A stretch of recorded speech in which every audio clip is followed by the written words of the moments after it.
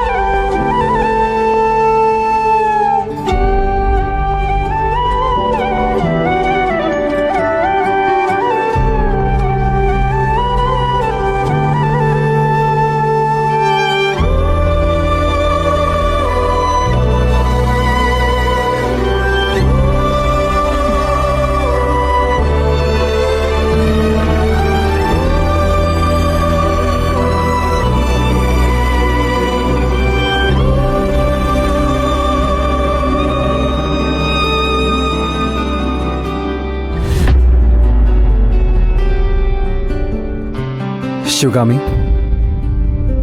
ಯಾಕಿಷ್ಟೊಂದು emotional ಆಗ್ತಿದ್ಯಾ?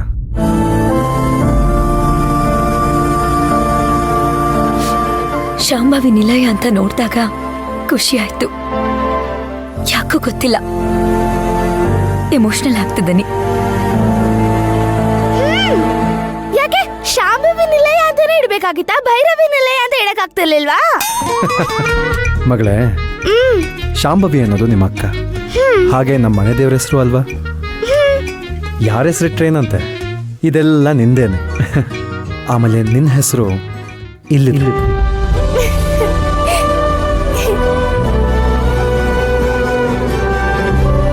ಪುಟ್ಟ, ಇನ್ಮೇಲೆ ಯಾವ್ದೇ ಮನೆ ತಗೊಂಡ್ರು, ಯಾವ್ದೇ ಕಂಪನಿ ಓಪನ್ ಮಾಡಿದ್ರು ಅದಕ್ಕೆ ನಿನ್ನ ಹೆಸರೇ ಇಡ್ತೀನಿ, ಸರಿನಾ? ಬೇಡ, ಅಕ್ಕನ ಹೆಸರೇ ಇಡಿ. ಸರಿ ಸರಿ, ಪುರೋಹಿತರು ಬಂದಿದ್ದಾರೆ, ಪೂಜೆ ಟೈಮ್ ಆಗುತ್ತೆ, ಬನ್ನಿ ಎಲ್ಲ ಒಳಗೆ ಹೋಗೋಣ.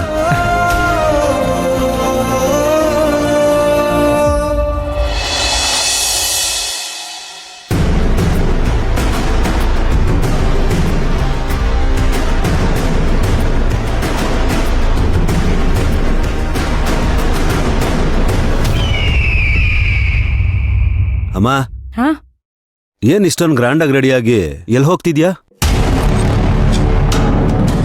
ಶಿವಗಾಮಿ ಹೊಸ ಮನೆ ಗೃಹ ಪ್ರವೇಶ ಮಾಡ್ತಿದ್ದಾಳಲ್ಲ, ಅಲ್ಲಿಗೆ ಹೋಗ್ತಾ ಇದ್ದೀನಿ ಕಣೋ.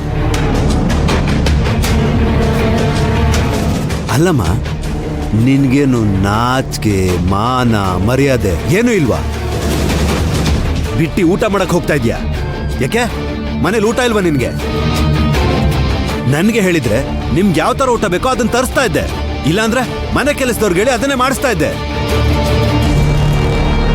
ಅದನ್ ಬಿಟ್ಟು ಆ ಶಿವಗಾಮಿ ಮನೇಲಿ ತಿನ್ನಕ್ ಹೋಗ್ತಿದ್ಯಾ? ನಿನ್ಗೇನಾಗಿದೆ ಅಂತ? ಆಯ್ತಾ, ನೀನ್ ಮಾತಾಡಿದೆಲ್ಲ ಮುಗಿತಾ?